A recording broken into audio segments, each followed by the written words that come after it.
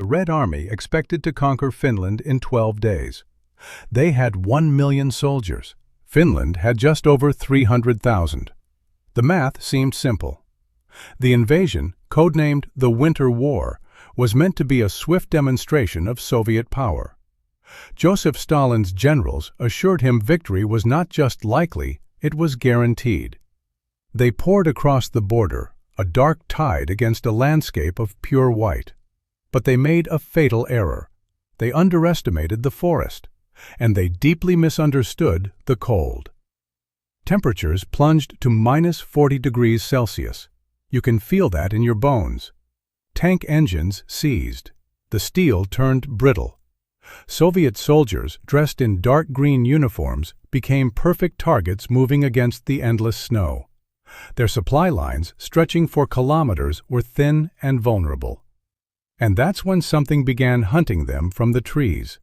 Official Soviet reports at first mentioned isolated partisan attacks. The truth was far more terrifying. It wasn't an army they were fighting in these woods. It was a ghost, a single man. The soldiers gave him a name, whispered in fear around frozen campfires: Belaya Smert, the White Death. The legend grew with every fallen officer, every dead patrol. A single shot would echo across the silent forest. Just one, then nothing. No trace, no sound, just another soldier lying dead in the snow. The psychological effect was devastating. This phantom used a standard Finnish Mosin Nagant rifle, the M/28-30. He used it with no telescopic scope. Think about that for a second.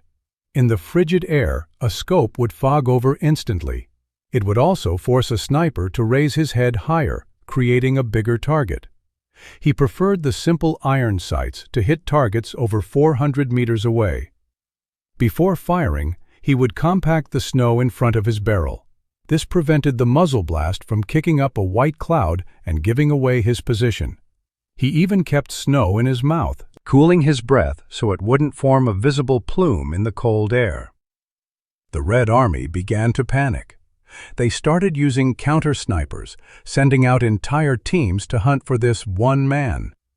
They shelled suspected positions with heavy artillery, an entire barrage for a single shadow in the woods. But the killing didn't stop. The official histories rarely mention him by name. He's a footnote, an anomaly that disrupts the grand narrative of armies and fronts. But on the ground, for those men, he was everything. In just 100 days, this quiet farmer, Simo Häyhä, was credited with over 500 confirmed kills. More than any other sniper in any war ever. The Soviets, desperate and humiliated, finally sent a special team with a new weapon, an explosive bullet. On March 6, 1940, they found him. So what happens when an explosive round hits the most dangerous sniper in the world directly in the face? 1940. The explosive bullet tore through Simo Häyhä's jaw. His face was shattered. You might think this was the end for the White Death. But here's the part nobody talks about. His comrades pulled him from the snow. He was still alive, his body a testament to an almost superhuman will. He was immediately transported to a field hospital. The official Soviet reports, however, painted a different picture. They declared him dead, a victory for their relentless hunting parties. This false report was a calculated move. It was meant to demoralize the Finns. It was also meant to reassure the panicked Red Army soldiers. But the truth was far more inconvenient. Simo Häyhä lay bleeding, but his heart still beat. He lingered between life and death for days. Think about the sheer force required to survive such an injury. His recovery defied all medical expectations. He underwent multiple surgeries, his face reconstructed piece by piece. This farmer, who had become a legend, was not easily extinguished. The Winter War itself was a brutal, asymmetric conflict. The Finns, outnumbered and outgunned, relied on their knowledge of the terrain.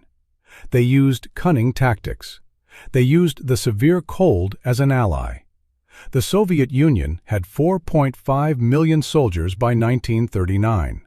Finland had approximately 337,000. That's a stark difference. The Red Army's advance was a grinding machine. They expected a swift victory.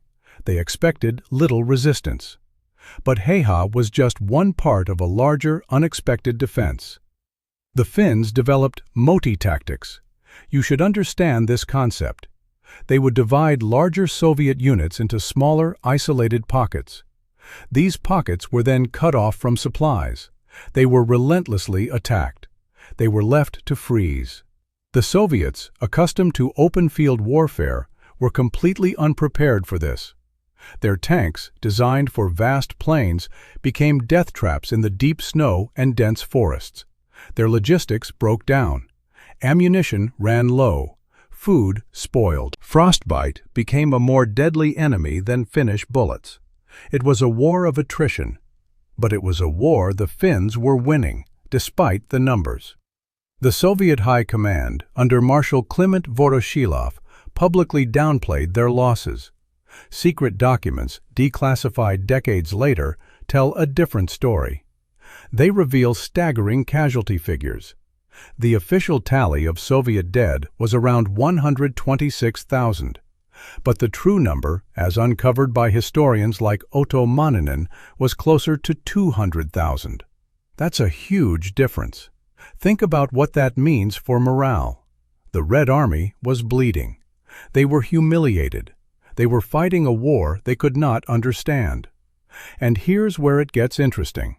Even after Simo Heha was gravely wounded, the psychological impact of the White Death persisted. Soldiers still reported phantom snipers. They still feared that single, silent shot. The legend had taken on a life of its own. It became a symbol of Finnish resistance. It became a ghost that haunted the Soviet forces. The Soviets eventually deployed entire regiments to hunt for snipers. They used air reconnaissance. They used artillery barrages. They shelled vast areas of forest, all to combat an enemy they could not see. What you need to realize is the sheer cost of this fear. The resources diverted, the men taken from the front lines, all for one man or the idea of him. The war continued for another week. On March 13, 1940, the Moscow Peace Treaty was signed. Finland ceded 11% of its territory. This included the city of Vyborg. But they maintained their independence. They were not absorbed into the Soviet Union. A small nation had stood against a superpower. They had paid a heavy price, but they had not broken. And Simo Heha, the man they thought they had killed, awoke from his coma on the very day the peace treaty was signed. He had survived. But what kind of world would he wake up to? And what would become of the man who had stared death in the face and lived? Awoke to a world irrevocably changed, both for him and for Finland. His survival was a medical miracle. You might assume such a hero would be celebrated, immediately returned to glory. But the reality was far more complex. The official narrative, especially from the Soviet side, had already declared him dead. This created a peculiar problem. How do you acknowledge a man you publicly announced was eliminated? And what do you do with a face that no longer resembles the man it once was? Heha spent over a year in recovery. His jaw was shattered, his cheekbone destroyed. Doctors performed 26 separate surgeries to reconstruct his face. Think about the pain, the endless procedures. Each one a tiny step back towards a semblance of normalcy. He carried the scars of that explosive bullet for the rest of his life. These physical burdens were immense, but the psychological cost? That was a different kind of wound. He was no longer the quiet farmer. He was the White Death. This legend, however, also created an uncomfortable truth for the Finns. A single man had exposed the brutal inefficiency of a superpower. He had become a symbol, and symbols, sometimes, are easier to manage when they are silent or even gone. The Finnish government awarded him the Cross of Liberty, First Class, with oak leaves. This was Finland's highest military honor. He was also promoted from corporal to second lieutenant. This was an unprecedented direct promotion on the battlefield. But then, a strange silence fell. His story, so widely known during the war, faded from public discourse. You won't find many elaborate monuments to him. Why? The war was over. Finland needed to rebuild. They needed to move forward. And sometimes the raw, brutal heroism of one man was too much for a nation trying to find peace. Historians like Tapio Saaralainen have documented this quiet sidelining. The focus shifted to national unity, to the collective effort. The individual, no matter how extraordinary, became less important. The Soviet Union, for its part, never officially acknowledged Simo Häyhä by name in their post-war accounts. He remained the unnamed partisan sniper, or simply a ghost. This allowed them to maintain their narrative of a powerful, unstoppable Red Army. To admit one man caused such devastation would have been a public relations disaster. And here's where it gets interesting. The fear of the White Death had a lasting impact on Soviet military doctrine. Future training for snipers in the Red Army began to incorporate lessons learned from the Winter War. They studied Finnish tactics. They learned about camouflage in snow. They learned about the psychological warfare of a hidden killer. They never mentioned Häyhä by name, but his shadow certainly influenced their training manuals. The official Soviet casualty figures for the Winter War, as we discussed, were around 126,000. But the true numbers, closer to 200,000, reveal a different story. These losses were not just from bullets. They were from frostbite, disease, and starvation. They were from the complete breakdown of logistics in the face of an enemy they did not understand. And Häyhä, with his 500-plus confirmed kills, was a significant contributor to that attrition. Consider the sheer scale of that number. More than 500 individual lives ended by one man with a rifle and no scope. What does that do to a person? What does it mean for the soul? Häyhä himself rarely spoke of his wartime experiences. He returned to farming, to hunting. He lived a quiet life. When asked if he regretted killing so many men, he simply replied, "I did what I was told to do, as well as I could." A stark, almost chilling pragmatism. He lived until 2002, reaching the age of 96. He saw the fall of the Soviet Union, the very empire he had fought against. He outlived almost all of his comrades and most of his enemies. But the question remains, was his survival a blessing or a burden? He had lived through hell, become a legend, and then lived to see that legend quietly shelved. The man who had stared death in the face and lived, then spent decades living with the ghost of his own making. What kind of peace does one find after becoming the White Death? And how does a nation truly reconcile with a hero whose very existence challenged its own carefully constructed history? The White Death. And how does a nation truly reconcile with a hero whose very existence challenged its own carefully constructed history? Simo Häyhä's life after the Winter War was a testament to quiet endurance. He returned to the small farm in Rautjärvi, the same land he had left to answer his country's call. You might expect parades, endless interviews, a life of celebrity. But that was not his way. He sought solace in the familiar rhythms of the earth. He hunted elk. He fished. He lived simply.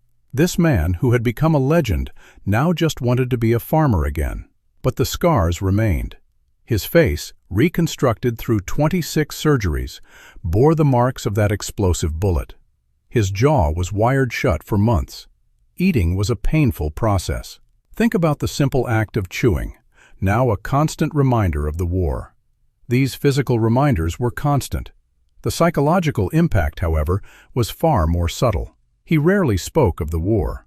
When he did, his words were few, direct, and devoid of grandiosity. It was just a job he had to do. This perspective, almost chilling in its pragmatism, shielded him. It allowed him to keep the terror at bay. The Finnish government, after awarding him the Cross of Liberty and promoting him, largely left him to his peace. They had their hero. They had their symbol. But the man himself, the one who pulled the trigger hundreds of times, was allowed to retreat. Here's the part nobody talks about. The official histories, eager to focus on national unity, often glossed over the individual contributions that were too brutal, too singular. A nation needed to heal. It needed to move on. Heiha's story, while inspiring, was also a stark reminder of the war's personal cost. It was a truth that perhaps felt too raw for a country trying to rebuild. Historians like Tapio Saaralainen spent years piecing together his post-war life. They found a man who valued solitude. He nurtured his garden. He trained hunting dogs. He found a quiet dignity in ordinary life. He never married. He never had children. His family was the land. His companions were his dogs. He was, in many ways, still a sentinel, watching over his own small corner of the world. The Soviet Union, for its part, never officially acknowledged his existence. Their propaganda machine had already declared him dead. To reverse that would have been to admit a profound and embarrassing defeat. A single Finnish farmer had decimated entire Red Army units. The official casualty figures of 126,000 Soviet dead, though widely disputed, still stand in some records. But the true numbers, closer to 200,000, reveal a different story. And Heiha, with his 505 confirmed kills, contributed significantly to that staggering tally. Consider the sheer scale of that number again. More than 500 individual lives ended by one man. What does that mean for the human spirit? He lived until 2002, reaching the age of 96. He saw the fall of the Soviet Union. The empire he had fought against, the one that had tried to erase him, crumbled. He outlived almost all of his comrades and most of his enemies. He spent his final years in a nursing home, his mind still sharp. When asked about his legend, he would simply shrug. He saw himself as a soldier doing his duty, nothing more. His actions, however, transcended duty. They became a beacon of resistance. His quiet life after the war was not an escape from his past, but a continuation of his character. He was a man of few words, but immense resolve. He lived with the ghost of the White Death not as a burden, but as a part of himself, integrated into the fabric of his being. He found peace not in forgetting, but in acceptance. He found it in the silent forests he protected, just as he had protected his country. And now pay attention to this. Even in his old age, he never lost his hunter's eye. He could still spot a distant target with remarkable clarity. The instinct remained. The quiet farmer, the legendary sniper, the man who defied death. His story is not just about war. It is about survival. It is about the human spirit's capacity to endure, even after facing the unimaginable. It is about finding peace in the quiet aftermath of a storm. And it leaves you with a question. What does true courage look like, not just in battle, but in the decades that follow? In the decades that follow a war. For Simo Heiha, it looked like getting up every morning. It looked like mending a fence. It looked like the quiet patience of a hunter, waiting not for an enemy, but for peace. You might think his story ended with the war, but here's the part that truly matters. His legend, once quietly shelved by a nation eager to move on, found a second life in the digital age. Declassified Soviet archives, released after the fall of the USSR, only confirmed what the Finns already knew. The numbers were real. The devastation was real. And suddenly, the Internet discovered the White Death. Think about that. A quiet farmer from the 1930s became a 21st century icon. A meme. A symbol of defiance for a generation that has never known that kind of cold or that kind of war. But does this modern celebration capture the actual man? Or does it simply replace one myth with another, more convenient one? The history books focus on the 505 kills. They focus on the Moti tactics, the David versus Goliath narrative. They rarely mention the 61 years of silence that followed. 61 years of living with that face in the mirror, of feeling the shattered jaw with every meal. Here's the part nobody talks about. That quiet life was its own battlefield, a daily struggle for normalcy against the backdrop of an extraordinary, violent past. In a rare interview in 2001, a year before his death, he was asked if he felt remorse.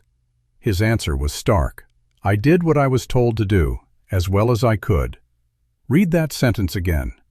Not just that he followed orders, but that he did it as well as he could. For Simo Häyhä, that meant being the best, the most efficient, the deadliest. There is a terrifying honesty in that admission. It's the mindset of a perfect soldier. And maybe that's the problem. We ask young men to become weapons, to suppress their humanity for a cause, to do the terrible things that must be done. We give them medals for it. But we never have a good answer for what happens after.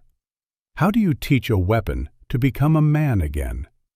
Simo Häyhä found his own way, through the forest, through the dogs he raised, through the profound silence he cultivated around himself. His story is not a simple tale of heroism. It is a warning. It shows that one person, with skill and unwavering will, can change the course of history. That is a powerful idea. It is also a dangerous one, and it leaves us with an uncomfortable, lingering question. We celebrate the sentinel who holds the line,